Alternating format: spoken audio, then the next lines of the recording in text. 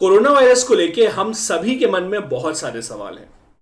सवाल है corona virus के ट्रीटमेंट को लेकर के, कई सारे सवाल हैं वैक्सीन को लेकर के, क्योंकि हम लोग इतने सारे केसेस सुन रहे हैं कि ऐसा कोई है जिसने वैक्सीन लगवाई है, दोनों डोज वैक्सीन की लगवाई हैं, फिर भी उनको कोविड हो जा रहा है।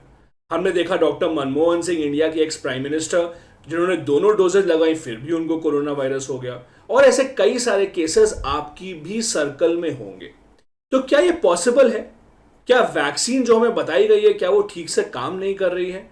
अगर ठीक से काम कर रही है वैक्सीन, तो कैसे ऐसा हो रहा है कि वैक्सीन लगाने के बाद भी हमें कोरोना वायरस हो रहा है? ये बताने के लिए मैं यहां पे आया हूं। हम स्टार्ट करेंगे आज की बात एक टर्म से जिसको बोलते हैं break through infections. Break through infection मतलब कि ऐसे इन्फेक्शंस जो कि आपको वैक्सीन के बाद भी हो सकते हैं, इन्हें ब्रेक थ्रू इन्फेक्शन कहा जाता है। और ये केवल कोरोना वायरस नहीं, ये किसी भी वैक्सीन में होता है, चाहे आप पोलियो की वैक्सीन की बात करिए या किसी भी और वैक्सीन की बात करिए। इंडिया में अभी ऐसे केसेस 0.01% से भी कम है। 10,000 में से 2 या 3 लोगों को ऐसा हो रहा है। अब ऐसा होता क्यों है? पहली बात, वैक्सीन लगवाते ही आपको एकदम से इम्यूनिटी नहीं आ जाती है। वैक्सीन के 2 शॉट्स और उसके बाद भी 2 हफ्ते का कम से कम टाइम पीरियड दिया जाता है कि 2 हफ्ते के बाद आपका इम्यून रिस्पॉन्स डेवलप होना शुरू होगा। तो ऐसा नहीं है कि सेकेंड डोज लगवाते साथ ही आपको इम्यूनिटी आ जाएगी, पहली बात। सेकेंड, कोई भी वैक्सीन 100% एफिशिएंट नहीं होती है, वो चाहे कोरोना वायरस की वैक्सीन हो चाहे किसी भी और चीज की वैक्सीन हो। ऐसे कई सारे केसेस हैं जहां वैक्सीन लगवाने के बाद भी आपको इन्फेक्शन हो सकता है। फाइजर, मॉडर्ना की वैक्सीन जो यूएस में चल रही हैं वो 90% एफिशिएंस है, 90। और 90% एफिशिएंसी बहुत बहुत हाई हो गई। कोवैक्सीन जिसका डेटा आया है, जो भारत बायोटेक की वैक्सीन है, वो 70s में है उसका एफिशिएंसी परसेंटेज। मतलब उसमें भी चांसेस हैं कि वैक्सीन लगाने के बाद भी कुछ ऐसे केस हो सकते हैं कि आपको शायद कोरोना वायरस हो जाए। आपने ये भी पढ़ा होगा कि भारत में जो इतने सारे केसेस दोबारा हो रहे हैं वो इसीलिए हो रहे हैं कि हमारे यहाँ जो अब कोरोना वायरस आया है वो म्यूटेट कर रहा है, वायरस अपना फॉर्म चेंज कर रहा है। और ये भी सही बात है। जब वैक्सीन बनाई जाती है तो ये देख के बनाई जाती है कि कोरोना वायरस का जीनोम सीक्वेंसिंग क्या है, किस तरह से वो वायरस बना है, उसका स्ट्रक्चर क्या है, और उसके अगेंस्ट एक वैक्सीन तैयार की जाती है।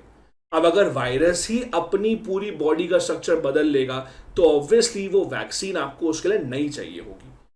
तो जो नए नए स्ट्रेन निकल करके आ रहे हैं, जिसको कई बार आप साउथ अफ्रीकन स्ट्रेन बोलते हैं, आप कई बार अलग अलग कंट्रीज के नाम से जानते हैं, ऑल्दो उनके अपने खुद के कोड वर्ड्स हैं, वो नए स्ट्रेन्स में हो सकता है वैक्सीन ना काम करे। लेकिन मैं आपको ये बता दूं, अगर आपने दोनों डोज लगवाई हैं वैक्सीन की, 2 हफ्ते का टाइम दिया भी है, तो जिसको भी उसके बाद कोरोना वायरस हो रहा है, हार्डली एनीवन नीड्स हॉस्पिटलाइजेशन।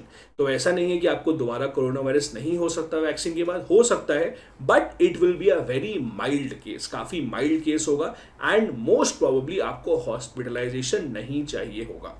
सो जब नए स्ट्रेन इमर्ज करके आ रहे हैं तो हो सकता है वैक्सीन जो ओरिजिनल स्ट्रेन के लिए बनाई गई हो वो ना काम करे।